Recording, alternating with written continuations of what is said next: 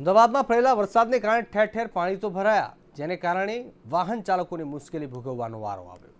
બીજી તરફ શહેરમાં અનેક વૃક્ષો ધરાશાયી થવાની ઘટના બની। સરદાર પટેલ રિંગ રોડ પર હાઈવે વચ્ચે વાવવામાં આવેલા 3 થી 4 વૃક્ષો ધરાશાયી થયા હતા। જો કે આ ઘટનામાં કોઈ જાનહાનિ કે નુકસાન નહોતું થયું। મહત્વનું છે કે દર વર્ષે ચોમાસામાં ભારે પવનને કારણે વૃક્ષો ધરાશાયી થતા રહે છે, પરંતુ એટલી ઝડપથી વૃક્ષો ઉગી શકતા નથી।